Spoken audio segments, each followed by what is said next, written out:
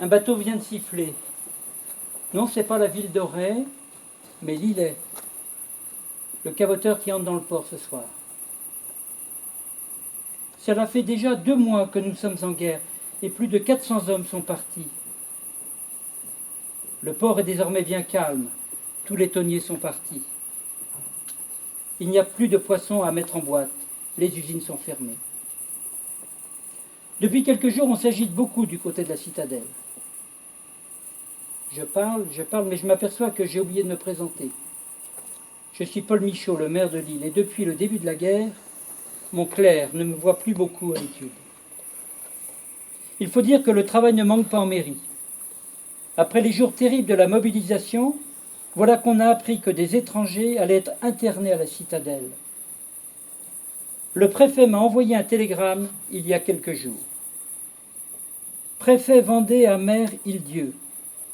650 Austro-Allemands seront dirigés incessamment sur l'Île-Dieu pour être internés dans le casernement qui est sur le point d'être quitté par disciplinaire. Veuillez vous entendre pour installation avec commandant groupe spécial. Faire nettoyer locaux après départ disciplinaire et acheter paille nécessaire à défaut d'autres moyens de couchage. Prière me tenir au courant des mesures prises. Je vous télégraphierai dès que je connaîtrai date exacte arrivée étranger. Vous imaginez, j'ai aussitôt réuni les membres du conseil municipal pour les tenir informés. Mais je dois maintenant me passer de mes 2 adjoints qui sont partis avec plusieurs autres conseillers. Faire le nécessaire. Si j'osais, je dirais, il en a de bonnes, le préfet. Les fameux disciplinaires, des soldats qui ont eu maille à partir avec la justice, ont quitté la citadelle. Ils ont laissé leurs paillasses et les sacs de couchage, mais ils ont emporté les ustensiles de cuisine. La citadelle n'a pas d'eau potable et il va falloir organiser des corvées d'eau. Quant au pain, je ne sais vraiment pas comment on va faire. La plupart des boulangers de l'île sont partis et les disciplinaires faisaient leur pain dans la boulangerie de la citadelle. J'ai reçu encore un télégramme hier pour les dernières consignes. Cette fois-ci, c'est le sous-préfet des Sables qui m'a annoncé que le premier convoi arriverait ce soir. On attend 83 personnes. Il m'a même indiqué le menu. Une soupe avec 128 kilos de pain et des haricots, 20 kilos. Quel souper! Dans quelques jours, il y en aura d'autres à venir. J'ai lu dans un article qui parle de ces étrangers qu'on attend ce soir. On dit qu'il y a des camps comme ceux de la citadelle un peu partout en France. Mais si possible, loin du front. En Vendée, il y en aurait à Luçon et à Noirmoutier. Ce sont des ressortissants des pays en guerre contre nous. Des gens qui étaient en France au début du mois d'août, des Allemands, des Austro-Hongrois, des gens des provinces annexées, Alsaciens et Lorrains. On ne pouvait pas les renvoyer, car dans leur pays, ça leur aurait fait des soldats contre nous. Quant à les laisser circuler librement, ils pouvaient devenir des espions. Toutes sortes de monde, quoi. Comme si on avait besoin de ces gens-là à l'Île-Dieu. Les voilà qui arrivent. Ils sont là.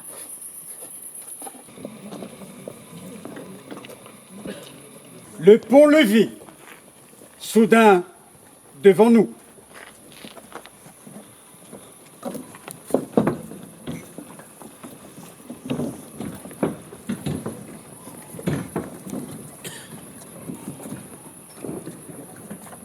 Au-delà, les murs gris de la forteresse, prenant racine dans les fossés profonds, puis la porte de fer et au-dessus, un seul bâtiment en forme de tour, au toit duquel pendait le drapeau tricolore. Nous attendîmes un moment devant l'entrée, au-dessus de laquelle on pouvait lire en hautes lettres « Forteresse de l'Île-Dieu, construite de 1858 à 1866.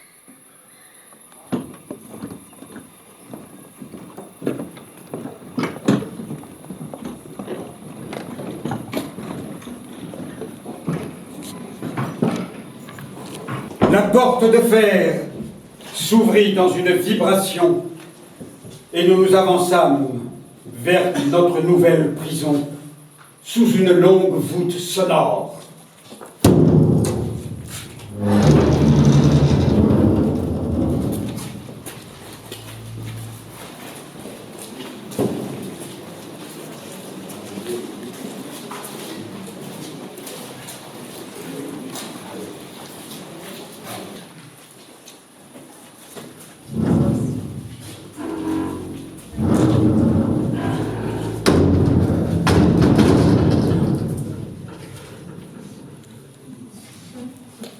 Dans la lumière de l'après-midi, une large et vaste cour s'étalait sous nos yeux. Pendus à des cordes, des couvertures s'aéraient, du linge séchait. Des internés aux manches de chemises roulées traversaient le large espace avec de gros sabots. Sur notre gauche, serrés en un petit groupe, nos camarades allemands de Noirmoutier qui nous avaient quittés 6 mois plus tôt nous attendaient. Des deux côtés de la cour, sortant des casemates creusées sous des remparts recouverts d'herbe, affluait le reste des internés attirés par le bruit. En un instant, la cour s'emplit d'une foule grouillante. Dans toutes les directions, on criait « Voilà les Austro-Hongrois !» On nous fit mettre en rang au milieu de la cour. Un grand sergent et plusieurs soldats nous comptèrent. Nous étions exactement 83 en tout. Le regard du sergent fit le tour de la cour, semblant supputer les hangars souterrains dans lesquels il devait nous compresser.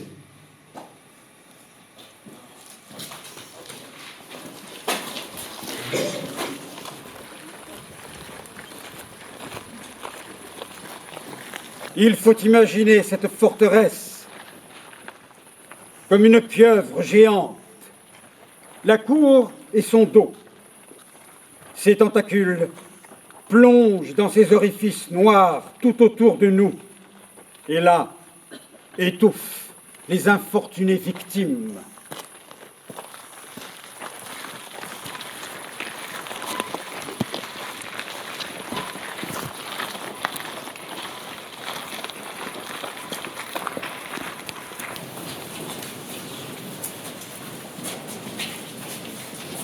Avec horreur, nous réalisâmes que nous devrions maintenant habiter et vivre dans ces catacombes. 30 hommes tenaient dans chaque casemate, chacun disposant d'une place de 80 cm de large sur 1,82 m de long. Le sol effondré était couvert de dalles noires, du mur sale, à une hauteur de 1,50 m environ, sortaient des crochets de fer. Cela montrait clairement qu'à l'origine, ce local avait été construit pour servir d'écurie aux chevaux de l'artillerie.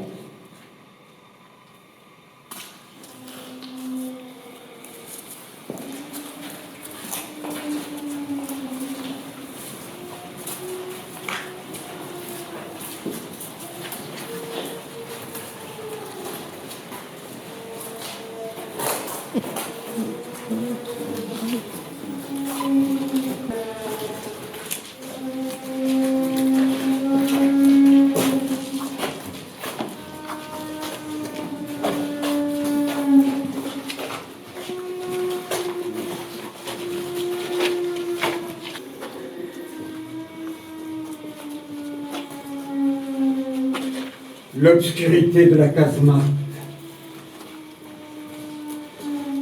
me recouvrait comme le couvercle d'un cercueil. Des prisonniers en loques allaient et venaient dans un grand bruit de sabots frappant les dalles. Ici, La grande majorité de nos camarades semblaient conspirer avec nos geôliers pour aggraver les souffrances communes. Ils étaient grossiers, indisciplinés, perpétuellement en criaillerie et en dispute, et même dans leurs manifestations d'amitié, même dans leurs plaisanteries. Il y avait quelque chose de fatigant, de navrant. Je n'aurais jamais cru qu'un pareil monde fût possible. Je me croyais enfoncé quelque part sous la terre, ou entre des murailles de roc qui se renvoyaient les bruits. On forgeait sur une formidable enclume métallique la rudesse, la bestialité du monde extérieur, comme les armes de Vulcain.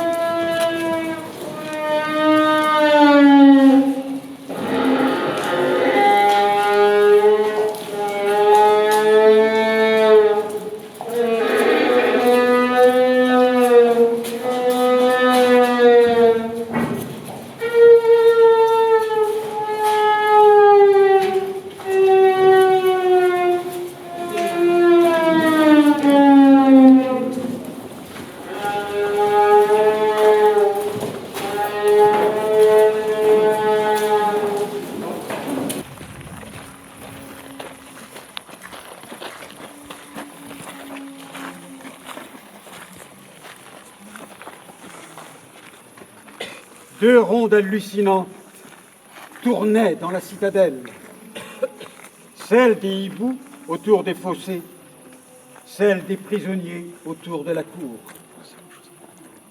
C'est qu'à tourner ainsi d'une façon incessante, étourdissante, on en arrivait à tout oublier.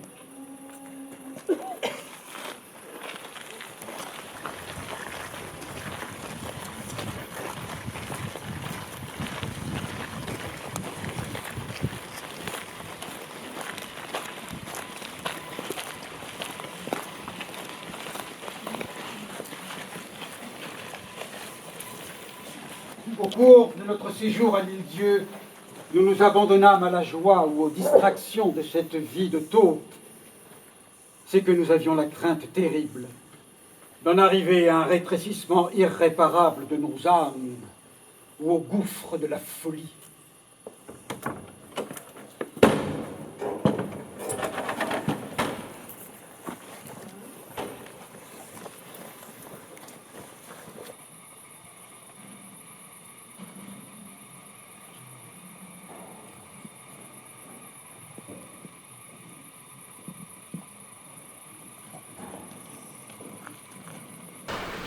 Dès le premier hiver, nous organisâmes, Schuller et moi, l'après-midi, des conférences dans la salle à manger. J'exposais en hongrois les idées essentielles des philosophes, devant un public où même la culture primaire était rare. Pourtant, mes camarades m'écoutèrent avec une attention recueillie. Peut-être notre vie dépouillée de toute distraction favorisait-elle la compréhension des abstractions. Dans les ténèbres de la salle à manger cave, les pensées devenaient plus claires. Schuller parla au hongrois de la littérature et de la grammaire allemande. Quant à moi, j'exposais en 10 conférences des questions de littérature hongroise devant un auditoire allemand.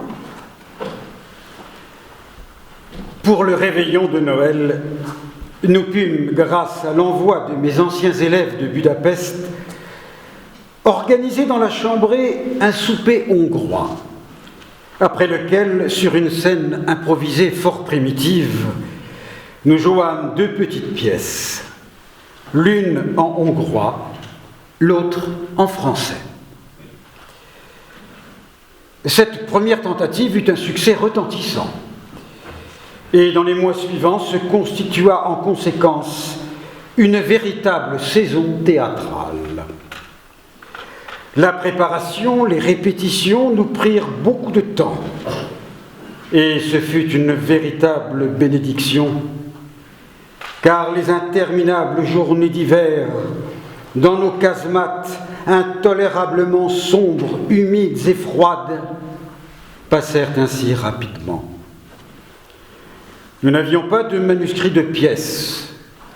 Nous étions donc obligés d'écrire partie de mémoire, partie d'imagination.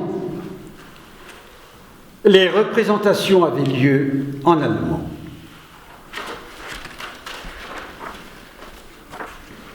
Dès la 3e représentation, nous avions une véritable scène avec des rideaux qui pouvaient s'écarter. Un cadre permanent en papier, sur lequel, à la mode des villes de province, s'étalaient les réclames des bottiers, barbiers, tailleurs et placiers du camp. Le Zieganerwatt organisa un véritable orchestre. Les Allemands en avaient formé un autre, comprenant environ 40 à 50 interprètes. Ils étudiaient avec une application inlassable, chaque soir, pendant des heures. Nous avions pensé que la distribution des rôles des femmes serait une de nos grandes difficultés. Mais en cela, nous nous trompions. Il se trouva que de géniales capacités pour la création des rôles féminins sommeillaient dans l'âme du docteur Hertz. Nous évitions soigneusement ceux d'entre nous dont les penchants efféminés étaient de notoriété publique. Nous tenions à ne confier les rôles féminins qu'à des hommes de réputation irréprochable. Un jeune serveur, joli garçon, et très sérieux, jouait les jeunes filles.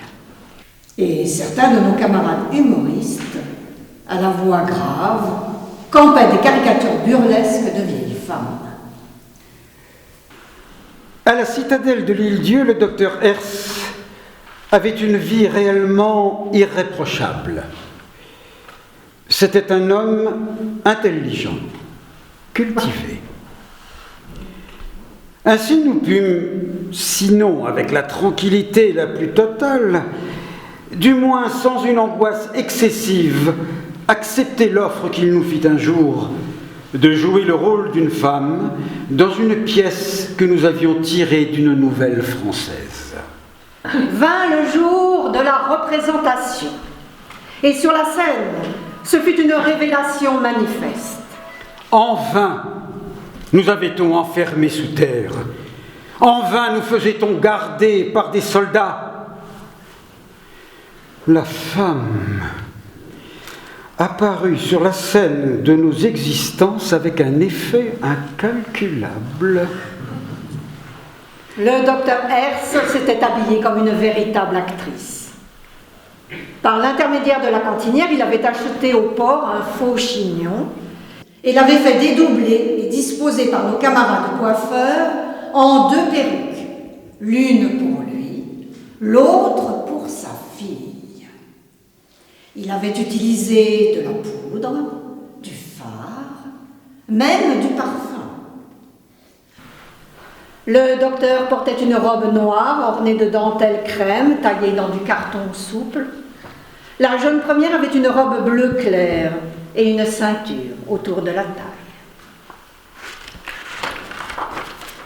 Leur simple entrée en scène provoqua des applaudissements déjà nourris pour la jeune fille, mais qui dégénérèrent en un véritable ouragan d'enthousiasme lorsque la maman apparut. Dans chacun de ses gestes, dans chacune de ses paroles, le docteur Hertz était une femme accomplie. Ce fut une merveilleuse création. Dès le premier instant, nous oubliâmes que nous étions dupes des suggestions d'un homme et d'un acteur. Par quelle voie secrète cette rayonnante féminité était-elle venue ? À la suite de la représentation, la situation du docteur Herse à la citadelle changea du tout au tout. Il vivait parmi nous comme une prima donna fêtée. Le rayonnement de sa féminité l'accompagnait, même lorsqu'il portait ses vêtements ordinaires, usés, ses sabots et ses lunettes. Lorsqu'il avait repris sa figure de tous les jours, mollasse, sous ses cheveux rares. Vers la fin de mars, la direction théâtrale se servit du prétexte qu'offrait l'anniversaire du docteur Herse pour organiser un banquet à l'intention de tous ceux qui avaient quelque connexion avec le théâtre. De toute manière, la saison touchait à sa fin. La nature commençait à organiser son grandiose spectacle printanier, rayonnement de couleurs et de parfums dans les bois qui entouraient la citadelle. Et nous n'avions plus envie, même pour l'amour du théâtre, de nous enfermer dans nos dégoûtants souterrains. On choisit une cave abandonnée, donnant sur le couloir. Et de ce trou navrant, on sut tirer une salle vraiment intime et accueillante. À la lumière de lampes colorées, devant cette table couverte d'une nappe blanche, ses mets fumants et ses flacons de vin, on eût pu se croire dans un véritable salon particulier. Si nous n'avions pas été obligés de tenir nos pieds constamment soulevés pour éviter les rats qui couraient sous la table. Et si 3 fois, entendant le signal d'alarme de notre vigie postée à l'extérieur, nous n'avions été obligés d'éteindre les lumières. Nous trouvons alors face à face avec le vrai visage de ce caveau, tel un cauchemar, tandis que les rats organisaient une attaque en masse contre notre menu.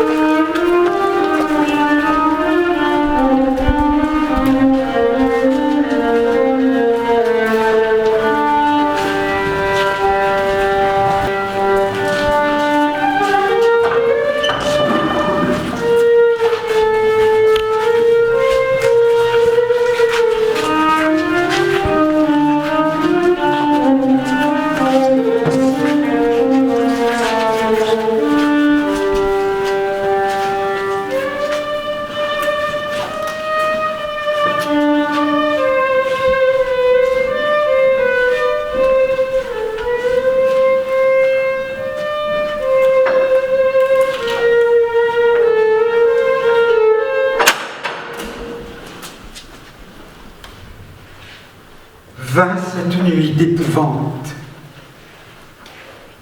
où pour la première fois, je me trouvais face à face avec le spectre de la démence, de l'ombre duquel je ne pus plus ensuite délivrer complètement mon esprit.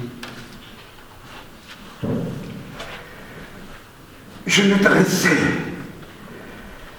tâtonnant dans la direction de ma planche pour chercher du tabac. Dans ce geste, ma main rencontra mon violoncelle pendu contre le mur. L'instrument me répondit par une longue vibration.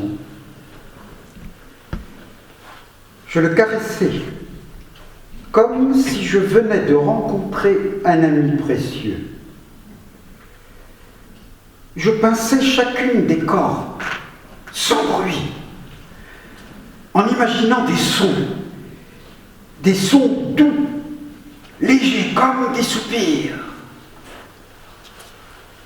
Il me semblait que dans ce coffret de bois étaient cachées toutes les phases de ma vie. Les trios, les quartets que j'avais joués au temps de ma jeunesse. Une longue songerie nostalgique me rappela ma maison natale.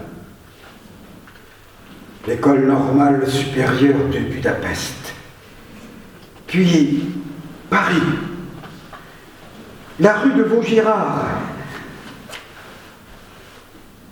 L'instrument me semblait luire, phosphorescent dans l'obscurité, comme une luciole. Je me demandais ce qui arriverait si je me mettais à en jouer tout doucement. Deviendrais-je fou alors? Ou bien l'étais-je déjà ainsi?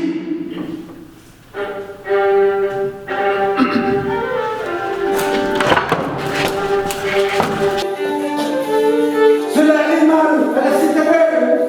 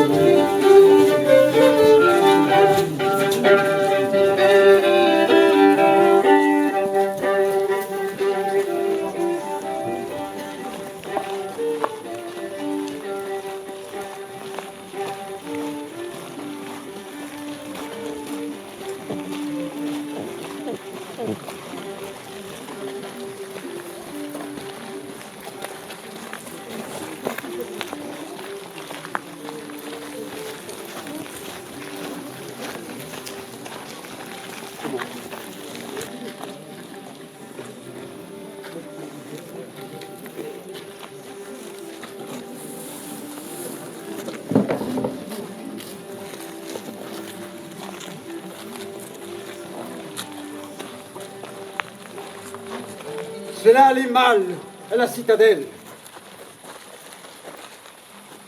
Le ravitaillement se faisait de plus en plus difficilement. Le mécontentement croissant au sujet de la nourriture était attisé particulièrement du fait que notre administrateur diminuait continuellement la portion de pain. Nous nous apercevions de plus en plus que ce petit bout d'homme, vaniteux comme un paon, s'engraissait de notre misère. Nous étions pris avec lui au sujet du pain depuis des semaines.